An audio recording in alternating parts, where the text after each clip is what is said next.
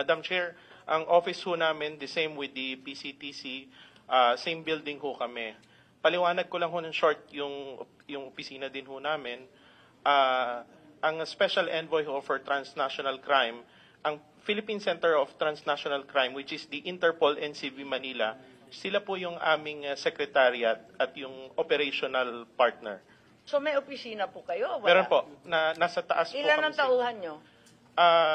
if I'm not mistaken, around 15. And then kasama ninyo sa pag-representar sa Pilipinas sa iba't ibang lugar? Opo.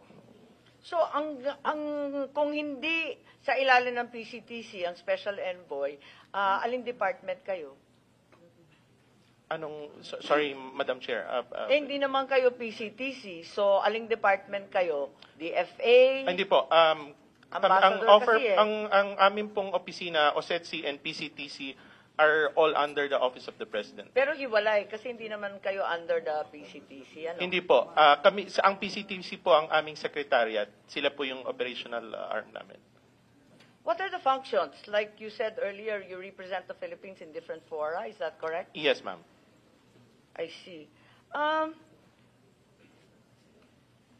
What is the role that you actually played in the arrest of PRRD and his transport to The Hague? Anong papel po ninyo doon? Kasi lumalabas yung pangalan ninyo sa resibo at yung pag-turnover. Opo. Staff, ipakita lamang. Ito, yung transfer of custody, surrender and transfer. Andyan po. At kayo po ang nakapirma. At alam ito ni Secretary Senator Cayetano. Bakit kayo ang nakapirma? Opo. Ano po yung papel ninyo ron? Ganito po yan. Ma'am, I was there to oversee the smooth arrest of the former president. Now, So, nandun kayo sa Villamor? po, makikita nyo naman po dun sa mga videos na lumabas. Hindi ko po maalala kasi hindi ko kilala yung mga tao. Opo. Ngayon, doon naman ho Madam sa... Chair, excuse me, Madam Chair. Senator Bato. Since when naging function ng Special Envoy yung pag-oversee ng operations, ng pag-aresto? Kasi, I'm sure, Special Envoy ka, trabaho mo is outside. Envoy ka doon para mag-represent. Pero when Hindi it po, comes to operational matters, kailan naging Hindi po, trabaho mo hindi. yung pag-oversee ng operations? hindi po ako nag-oversee ng operations. Yun lang kung sitwasyon dahil ang PCTC ay ang aming secretariat and operational arm. Not even the PCTC, I suppose. Because PCTC is, sila lang nagkukontrol ng NCB. Yes, Diba? opo. O sila nagkukontrol ng secretariat. Opo. Pero Sila po yung secretariat namin. Pagdating sa Interpol, halimbawa, ganito, meron tayong General Assembly ng Interpol. Sino nag-head of delegation? PCTC. PCTC? PCTC. Ikaw, General Marbil, hindi ka pa ba nag-attend ng national, yung General Assembly ng Interpol? Sir, umattend po last year po. Last year. Opo. So, sinong head of delegation? Ang nandun po si General Alcantara po ang kasama po namin. Because when I was the Chief PNP, lahat ng ang head of delegation, yung Chief PNP. Tapos, head of delegation ng ibang bansa, yung uniform talaga na police agency ng kanilang lugar. Kaya yun yung alam ko, ha. Kasi yung PCTC naman is NCB lang ito. Sila yung NCB. Pero when you say police agency, Chief PNP talaga ang head niya, di ba? At nagkakaroon ng General Assembly, kayo ang nandoon, di ba? Actually, sir, dun sa ibang country, sir, ang police lang, ang isa lang po ang law enforcement nila. So, usually, the head is the chief ng national police nila. But in our country, we have so many law enforcement agencies coming from the NBI, the Philippine National Police, of course, ang kasama po namin immigration. Kasi makita mo, di ba? Pag Interpol General Assembly, hawak kamayan lahat ng mga chief ng puro uniformado yan eh. Puro mga chief ng police agency nila, di ba? Kaya nakakagulat sa dinami-dami ng police agency na sinabihan ni General Alcantara sa NBI, si Chief PNP, sabi rin ni General Torre, bakit biglang sibilyan at hindi kasali sa law enforcement ang nag-oversee? Ano po ba ang ibig sabihin ng oversee? Ma'am, kasi nga ang aming PCTC is our partner, our secretariat. I was there to oversee lang the PCTC, which is Oversee them? which is the Interpol NCB Manila. Madam Chair. Hindi, teka muna, nalilito ako, di ba, nandun ka. Bakit? Alam mo nang itatangay sa ibang bansa? Hindi po. Anong ginagawa mo doon? Na-serve na, nabigay na yung kopya sa lahat. Anong ginagawa mo doon? Anong ginabangan mo? I was there to assist the executive director, ma'am. Was the executive director in Villamor? Naroon po ako. I was in the plane and I was in the 250 in Villamor. Even without a red notice, nandun na kayo, nag-aabang na. I had a red diffusion po. Yes, but the diffusion, we have copy. already said ad infinitum that this is not an arrest warrant, di ba? Yes, Maliwanag na yun. tama Ikaw po yun, nagpaliwanag tama po. O di, We had the red diffusion. I had to carry it. request for information lang, di ba? Hindi po. Ang red diffusion po is a request, is an international request for international cooperation or an alert. Ang red notice po ay ganon. Ang diffusion po ay ganon din. Pareho lang po. Ganun nga. Kaya nga, ang... Yung diffusion po is resorted to if there is urgency, importance, element of time, kaya po nagiging diffusion. Hindi, ang liwanag naman, action to Opo. be taken. Locate lang Locate lang. And possibly arrest with a view to extradition. So, mahaba pang proseso. Ma'am, can Pero, I clarify? Yes, si Senator. Pa-clarify lang, factual lang, Ambassador Lacanlao. So, you were there to oversee. Yes, You Mr. were, when you say there, you were in Villamor. The airport. The airport. Then, did you accompany them on the plane? Yes, Yes. Mr. Senator. And then, did you stay in the Netherlands? Yes, I stayed there for 2 days. Okay, and hindi mo alam na dadalhin siya doon? Hindi po. Can I make a clarification? That time, nung... Pwede ko lang itanong, isang hirit lang. Wala ka sa listahan na binigay ni General Alcantara, yung mga nabigyan ng diffusion notice, ano? Wala ka doon sa listahan ng NBI, Chief PNP, wala ka doon sa listahan. Paano man nalaman? I was informed informally by Executive Director Alcantara. Informally. Apo. So you were also there informally. You had no formal function at the Villamor or the airport sites? I was there to oversee, ma'am, lang the PCTC. Hanggang PCTC lang po ako. Yun Okay. lang po yung aking... Can I clarify that? Yes. So, sabi mo kanina, you were there to oversee. I'll clarify what oversee means. But sabi mo, hindi mo alam na dadalhin siya sa Hague. Pero yet, sumakay ka ng aeroplano, sumama ka, you stayed in the Hague 2 days. Yes. And sabi mo, hindi ka alis, nandun ka lang. Okay, can I Yes. explain, Mr. Senator? That time ho kasi, the members or the staff of the Interpol NCB Manila, wala hong available na mga kasamahan natin doon na may passport na ready. So, I volunteered, Mr. Senator. I just want to make clear. Magsiserve So, lang if you- kayo ng diffusion? May dala ka pang passport? Hindi po. Hindi So, po. Kasi sabi mo lang yung iba walang passport. Ikaw lang yung may passport, may visa. Opo. Kaya alam mo na itatangay sa ibang bansa. Hindi po. Yung passport po, nasa sasakyan ko lang parati eh. So, kagagaling ko lang po kasi ng Geneva. Kakauwi ko lang ho ng Geneva that time. So, kaya ho yung passport ko, nasa sasakyan ko lang. Hindi pa ho ako nakakapag-unload. Okay. I was gonna ask that na kung hindi mo alam na dadalhin doon, pero sumama kayo sa 2 days, tapos may passport ka, but nasa kotse mo passport, okay. But you volunteered to accompany, why? To accompany the former president. Because Kailangan, what was the reason? Sabi mo, yung mga kasamahan mo, walang passport. Hindi po. Wala po akong sinabing kasamahan ko walang passport. Sorry. Ang wala pong passport that time yung mga PCTC Okay. members, ma'am, na Okay. supposed to be sasama din that time. Wala hong silang available noon. So were you appointed representative of the PCTC? yes. Were you appointed representative of the Interpol in the Philippines? That time I was appointed, yes. Who appointed you?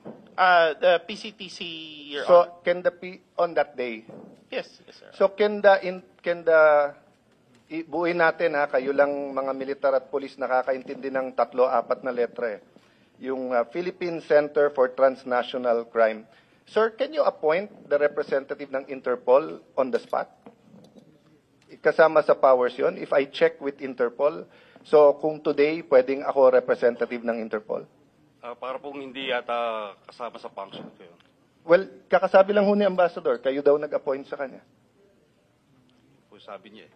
So, but you're saying it's Hindi ko nga not. maintindihan. So hindi niyo po Tanggapin ko na rin no. po, kasi he Yeah. is a competent authority. Yeah, no, let's Tama you're po yun. under oath, sir. You're under Did you oath. or did you not appoint him as The good ambassador representative? is a competent authority to represent us.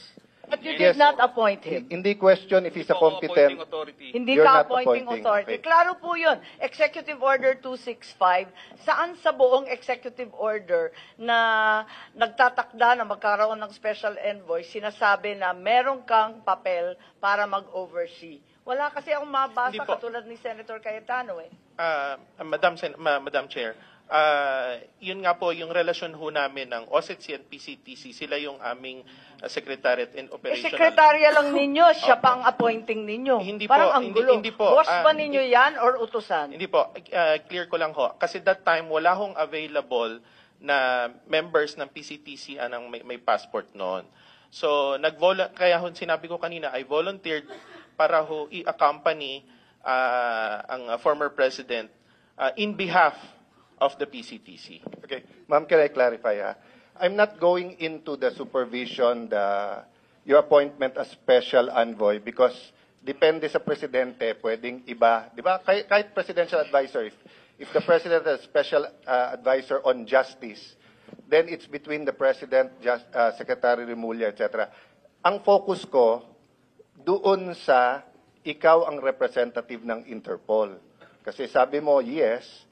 Ang sabi po ni Secretary Alcantara, hindi kanya in-appoint. So, sino nag-appoint sa iyo bilang representative ng Interpol? Nirepresent ko po ang Yeah, PCTC. May I clarify? Yeah, go ahead, Mr. sir. Senator? Kasi, traditionally, ang executive director is also the envoy. Ngayon, pinaghiwalay po yung posisyon. Yung ginawa po ng Malacanang, hiniwalay po yung posisyon ng special envoy at ng executive director. Pero dati ho, isa lang yan. Yeah. But, lihis doon, Sec, sabi kasi ni Ambassador, siya daw ang representative ng Interpol that day ng Pilipinas. Yung pagpaalis ho pagpunta ho ng The Hague, siya po yung representative talaga ng Interpol. Yeah. Kasi siya lang ho yung may connection sa PCTC. Eh. But I was asking, who appointed him representative of Interpol? Ano ho yan? Kasama ho yan sa kanyang appointment. But he said before that day, hindi siya ang representative ng Interpol. Pero ano ho ito eh? Kasi yung overseeing function niya, oversight function, kasi parang may oversight po siya sa PCTC. I think that they took it from there. Na siya rin po yung responsible for the PCTC. Wala rin sa executive Kasi order. nga ano ho yan eh. So- Sabi ko nga, so when- magkasama ho dati ang posisyon ng executive director tsaka envoy. Si General Alcantara used to be the special envoy and executive director. And then the representative ng Interpol. Oh, Interpol. And exercising oversight powers. Bago lang yun. Hindi, dati ho isang tao lang nga eh. Wala eh. Ginawa Wala na sa ho dalawa. Executive Order 265. Parang above and beyond na sa... Hindi, special ho yan. Madam Chair, if I may. Ma'am, just to point. the executive has the power when to he do that. when you signed dito sa ICC, you were signing as what? As the Interpol NCB Manila representative. Your Ang nakalagay po dito, you're signing as in behalf of the Republic of the Philippines, not as Interpol. Kasi po nung that time, yung representative ng ICC na kausap ko, naka-print na po yung, Yeah, yung so, government. So, Sir, but it are was- you a college graduate? Yes, sir. No. Any college graduate, pag pinapirma ka tapos mali, kahit printed, you'd cross it out. Then you would put, so pag nakalagay doon, Alang Cayetano, congressman, pipirma ako o i-cross out ko yung congressman, lalagay ko senator. Kung nakalagay doon, Alang Cayetano, single, may asawa na ako, hindi ako papagalitan ng asawa ko, kung hindi ko i-cross out, lalagay ko doon na ano. Di ba? So wag tayo magpilosopohan dito. So why did you sign in behalf of the Philippine government if you weren't representing the government and you were representing Interpol? Medyo mataas na ho kasi yung ano noon pagod na din kami. Tapos ang request ng ICC staff that time nagre-request sila na kunin na ng medical team. Hindi ho kasi ma-perform yung medical assistance to the former president. Yun ho yung dahilan yan. Ang dahilan, pagod kayo? Hindi po, nagkakagulo na din ho nun. Mataas na din po yung sitwasyon. Pakisabi ng totoo. Opo, We are ma'am. all under oath. Yes, ma'am. Ang mataas na rin. Paliwanag mong maigi. Representative ka ba ng Pilipinas or representative ng Interpol? Pipili ka lang. Nirepresent ko po ang Interpol NCB Manila. So mali itong papel na to. Sabihin mo sa akin. Yun hong... Kasi nag-iiba. Isa Kasi sinungaling, po, isa totoo. Yun hong clear ho sa Ma'am, ICC. Pwede ko linawin lang. Hindi, siguro hayaan muna natin. Hayaan natin na ipaliwanag. Alam naman niya eh. Alam ho kasi ng malinaw ho sa pag-uusap namin ng ICC staff na I represent Interpol NCB Manila. Pero hindi maliwanag dito sa nakasulat. Government of the Republic of the Philippines. It's part of the government, ma'am. I'm sorry. Hindi, Interpol eh. Sabi niya, nandun siya bilang Interpol eh. Ma'am, Madam Chair, yung Interpol po kasi, the Interpol NCB Manila, it's under the Philippine government. Sorry, Mama. Kasi if that's your interpretation, then the government cooperated with ICC.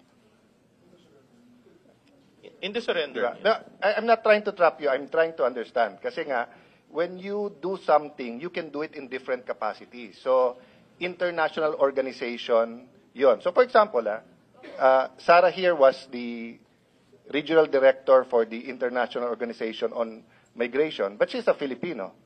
Now, if she was special envoy nun, she has to say which one. Kasi one is a UN body, or at least a UN-recognized organization. The other one is Philippine government.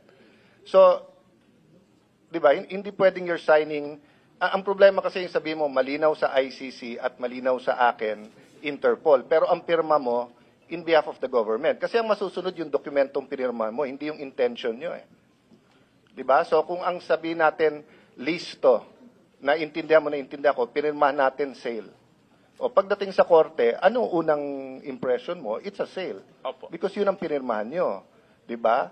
So kaya nga pagdating dito, there are many other questions like yung sinabi ko sa inyong number 8, which is, was he brought, did the person receive legal assistance during national proceeding? Ikaw nagsabing he received legal assistance during national proceeding. What was that proceeding? No, Your Honor, Mr. Ambassador, Senator. ang dami-dami mong pinirmahan dito tungkol sa doktor, tungkol sa immediate family, tungkol sa legal counsel. Lahat to sinang-ayunan mo. Lahat ito hindi totoo. Hindi po. Kasi ganito. pagod na po kayo. Hindi po.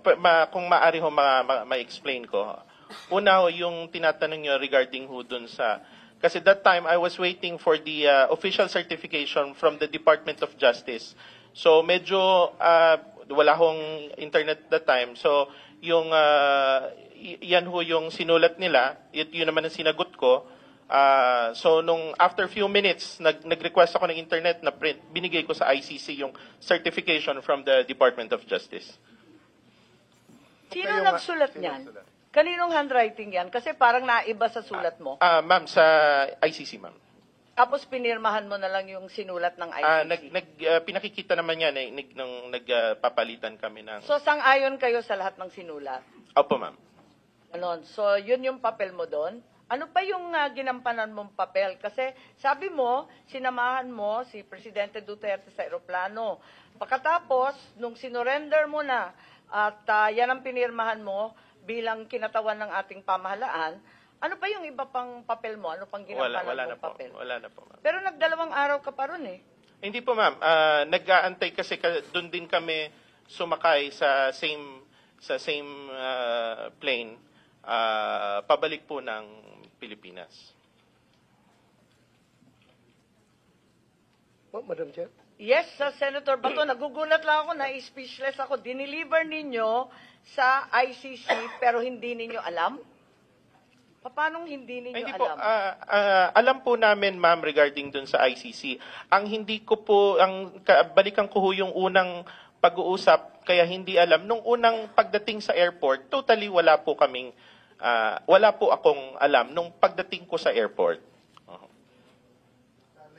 Naiya. Sa NAIA. Opo, opo. Madam Chair. Yes, Senator Bato. Pwede mo laman, Ambassador, kung kailan ka appoint as special envoy Ah, against national crime? July 2024, Mr. Senator. Alam ninyo, gusto ko lang tignan yung pinirmahan mo kasi maraming kabulastugan dito. Hindi ko maintindihan sa screen. The date, bakit hindi mo alam? Hindi po. Yung number 8 po, that time, kagaya ho ng sinabi ko kanina, I'm just waiting for the certification from Department of Justice. Eh, yung certification dumating pa ng March 12 eh. Hindi po. Na dumating po on the same day, mga siguro 10 minutes. Pwede ninyong pakita sa amin kasi yung certification na binigay ng DOJ sa amin, March 12 ang nakasulat. Yun po yung certification na binigay ko po. Yung date lang po, siguro kasi that was March 11. Pero yung... Hindi, date, time, and location. Opo. Yung certification ho na yon, na-send ho sa akin, nung nandun kami mismo, nasa eroplano pa, ng paglapag ho namin sa Hague. At sinabi dito, before the competent National Judicial Authority. So, ibig sabihin, Pilipino. Husgadong Pilipino, tama ba? Judicial Authority. Hindi mo rin alam? Kasi sabi dito, do not know eh. Ayun po, yun po yung sinagot ko kasi I was waiting that time. Paano hindi mo alam eh? Alam mo, mula nung dumating na talaga naman hindi pinayagan makita yung abogado, hindi pinayagan pumunta sa Pilipinong husgado, hindi pinayagan lumabas. Bakit mo sinasabing do not know? Nandun ka, nakababad ka, hanggang sa Hague, nandun ka eh. Ma'am, that time, nandun po yung mga abogado niya. In fact, 3 po yung abogado. Hindi, walang abogadong sinasabi sa number 8 na pinirmahan mo before the competent National Judicial Authority. Ang sinabi mo, hindi mo alam. So, yun ho kasing certification, yung details, nandun po sa DOJ certification. Yun ho yung inaantay ko that time. Medyo nagkaroon lang ho ng delay nung sa pagpasok kasi sa problema ho sa internet. Ano? Kailan dumating yung DOJ certification? On the same day po, nung nasa aeroplano kami. Before? Iyan po, after po ng sign, kasi hindi ho makapasok. December 12 ha, ang nakadate. Parang nagugulat ako. March. Opo. Natataranta ako, nagugulat. Hindi po, ma'am. Madam Chair, pumasok po yung certification on the same day. Medyo nagkaroon lang. Hindi, March 12 ang nakasabi. Paano mo natanggap? Excuse me, yung nagko-coach, nahihirapan po kami. Ma'am, I think the best person to answer that would be Abogado po the kayo? person who issued the certification is here. Yes, I think Prosecutor Fadulion, we're referring to the same certification of March 12. Is that correct? That is correct, Madam Chair. If it's all right, I think Attorney Martin Delgra is now online. Committee Secretary, if you'll administer the oath, please.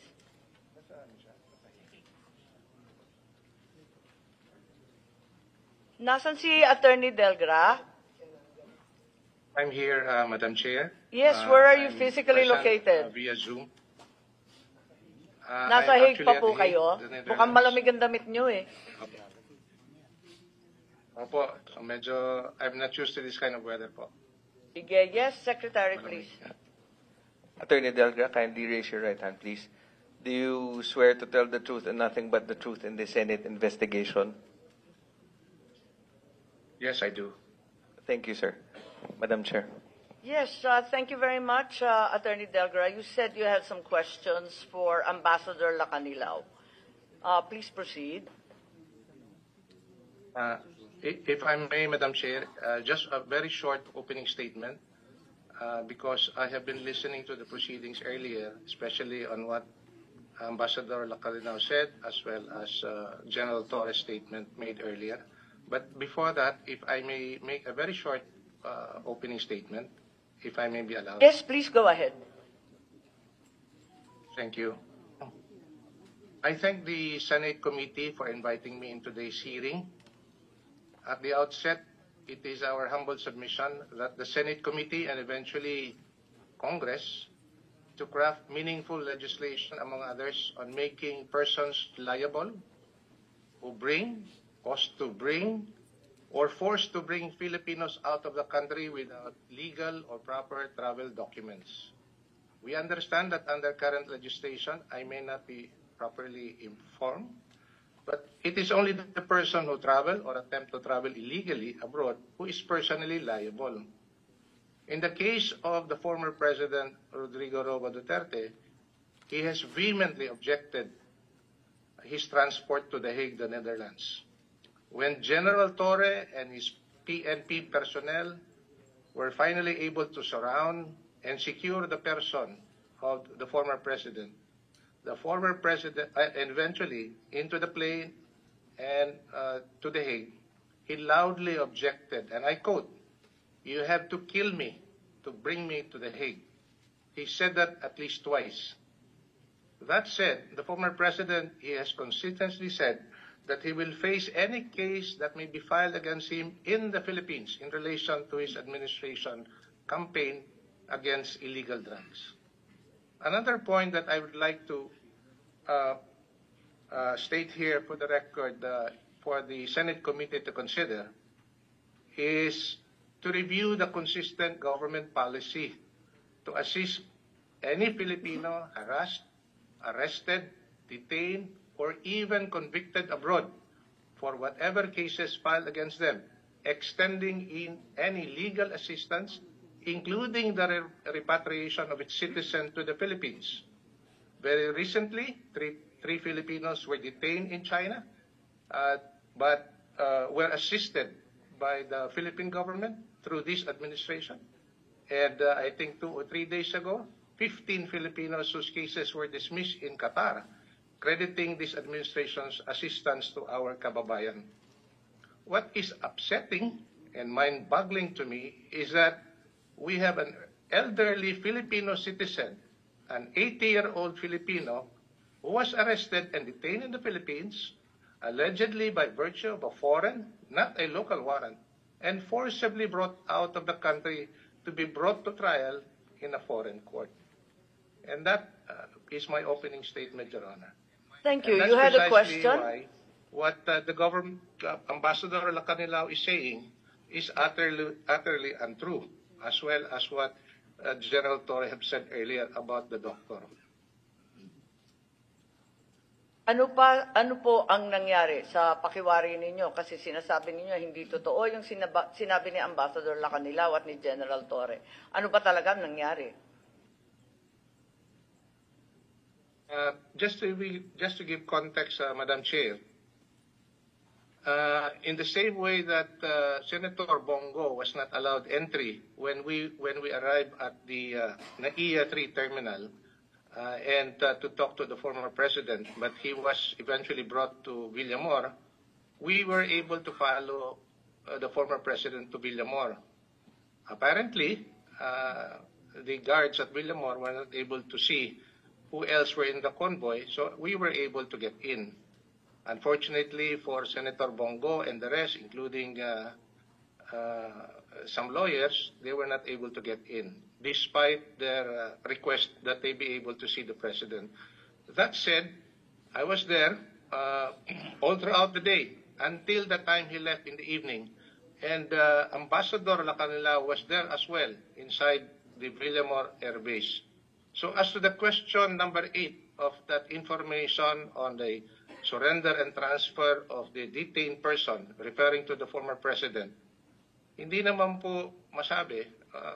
Let's take away the certification mentioned by the DOJ because he has personal knowledge of the fact that the former president was never transferred or brought to a national competent judicial authority in the Philippines. So he knows it for a fact. He does not have to wait for a DOJ certification to answer the question asked of him by an ICC representative.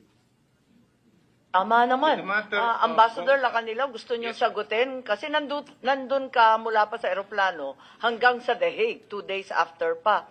Pwede niyong sagutin yung tinatanong ni Ambassador Delgra. Alam mo naman hindi mo kailangan ng certification, di ka naman kinakailangan mag-antay pa Nung tinurn over ko po, yung certification, may communication na po kami. Yung certification, yun nga lang ho, nagkakaroon ho ng delay na ma-receive ko. Certification ang pinag-uusapan mo. Opo, Yung opo. pinirmahan mo, Competent National Judicial Authority. Hindi nga dinala sa husgadong Pilipino Alam mo naman yun Kasama ka all along Oversee nga ang ginagawa mo. Di alam mo lahat.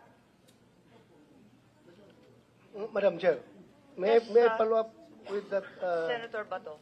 follow up on that question? Ito, very clear yung sagot mo dito Do not know. Hindi mo alam na hindi siya dinala sa judicial authority. Yun hong certification ho ng DOJ ang ano ho dyan. Sige ka-insist nung certification ng DOJ. Kaya tanong dito, competent judicial authority. Korte. Korte ang ibig sabihin nito. So alam mo ba na dinala siya sa korte o hindi? RTC Pasay or RTC Paranaque? Hindi ko po alam. Hindi mo alam? Hindi mo alam? Kasi yung magkasama tinatanong... kayo, Hindi, di ba? kaya nandun ka, di ba? Tinatanong Sabi ko mo, niya. ikaw nag-converse ang ano ko nga po dyan yung certification niya.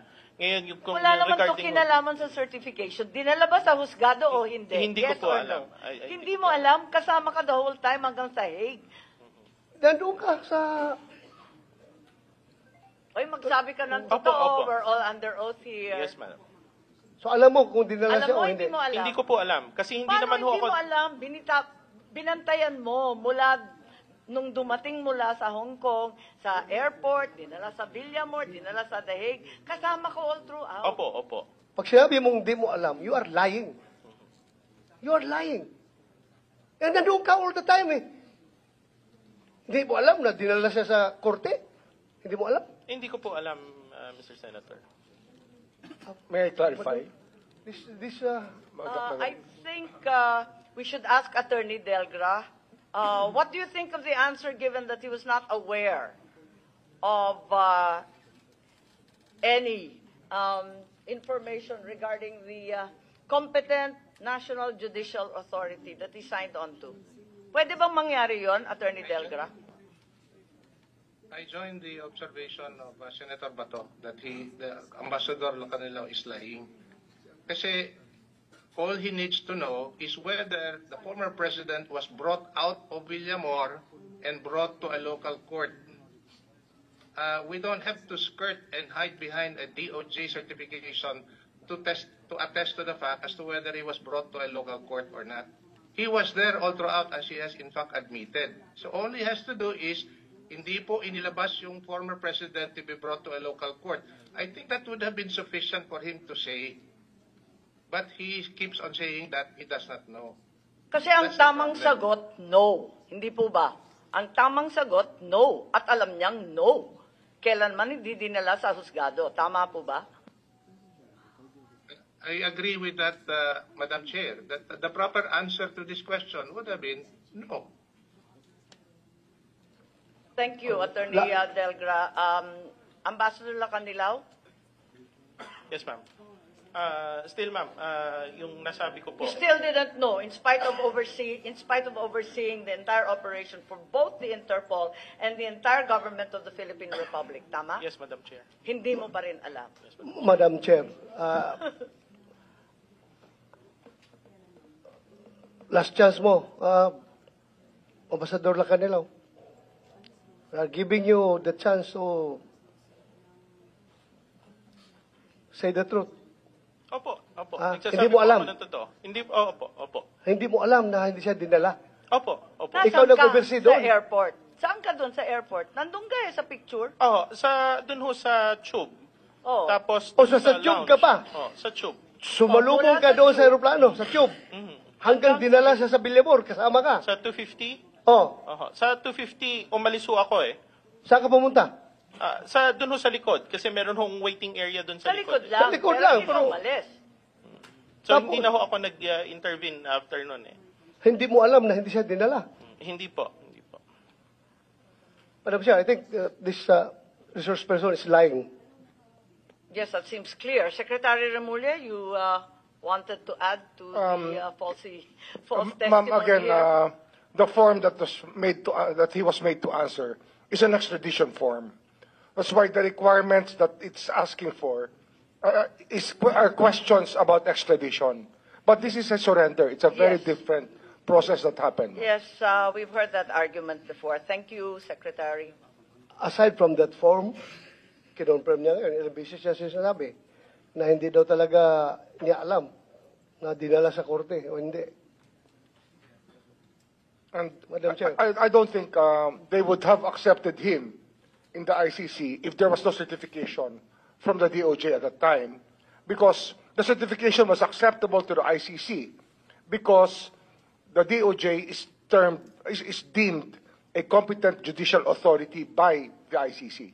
We're not claiming to be, Since but when under the did system, the DOJ become a judicial No, authority? under the system of the ICC. Justice Ascuna, I As think Justice I'll need Ascuna your said, help here. the Mukha namang, Prosecutor General- inaako na ng executive ang judicial power. The prosecutor, Parang malabo na to. Ma'am, the prosecutor in the ICC setup is part of the court.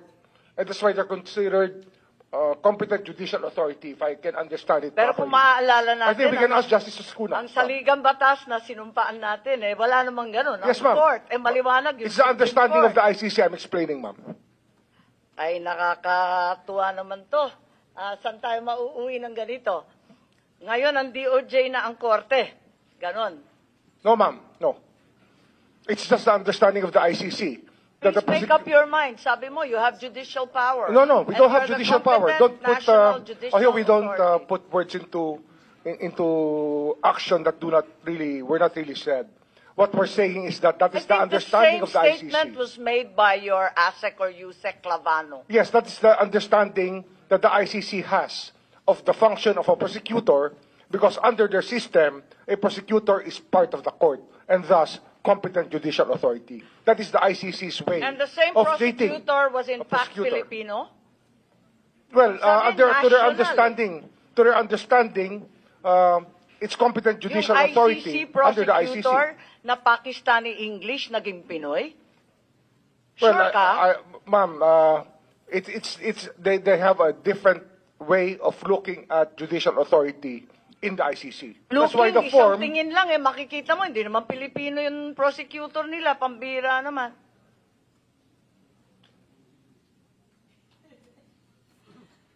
Madam Chair, I just would like to advise Ambassador Lacanilaw that, alam mo, kami dito, hindi kami nagsasite in contempt porque ayaw namin yung sagot mo. Hindi po namin ugali yan dito.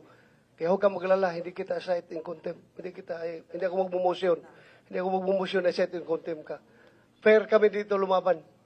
Fair ang labanan dito. At hindi po kami mag-abuso sa aming power. Huwag kang maglala. Gusto ko lang. Kaya pinaulit-ulit ko. Kasi gusto ko lang talaga na magsabi ka ng totoo. Pero kung yun ang totoo as far as you are concerned, then okay lang sa akin yun. Sige lang. But hindi po kami abusado dito ha. Na ikakontempt ka kahit porque hindi ko gusto yung sagot mo. Thank you, Madam Chair. Maraming salamat, nagtitiisan tayo. Si ASEC Miko Clavano, sinabi nung March 13, ang naging role namin ay National Competent Judicial Authority to attest na lahat ng proper processes ay ginawa. Paano naman nangyari yun? That's a certification that we made, which was acceptable to the ICC, because under their system, the Prosecutor General is part of the court. or the main Part of the prosecutor, ICC, but the it's ICC hardly court. a Filipino court. It's hardly a national court, Secretary. It's an equivalent to them. For them, it's equivalent. That's why they accepted. If they accepted the turnover of the Equivalent is not president, the same po.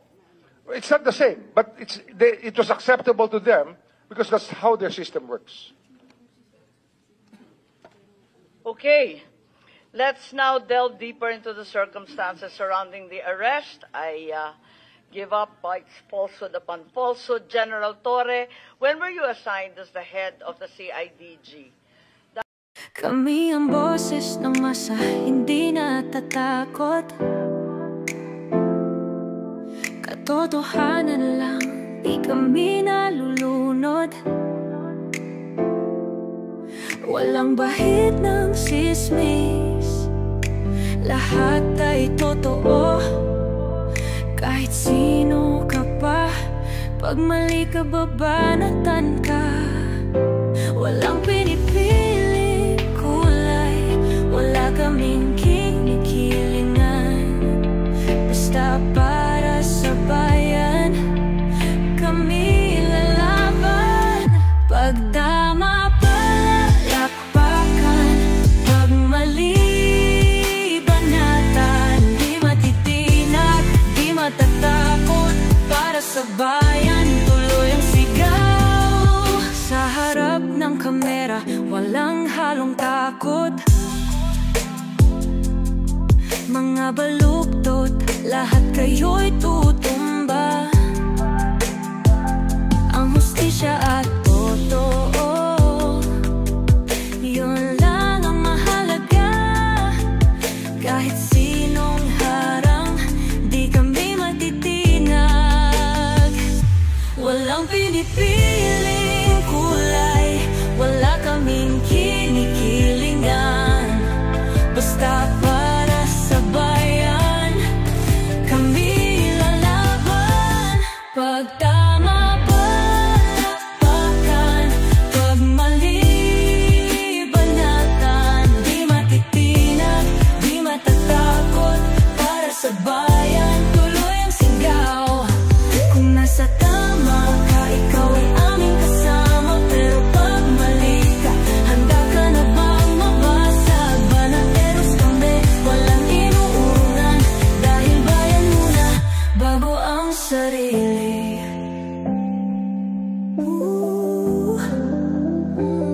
Bago ang sarili.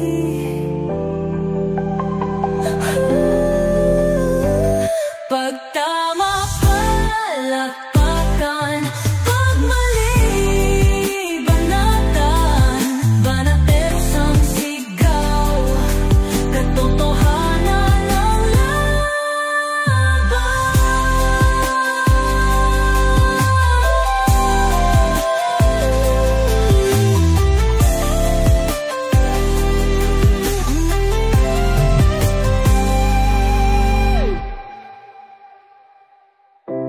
sa harap ng kamera,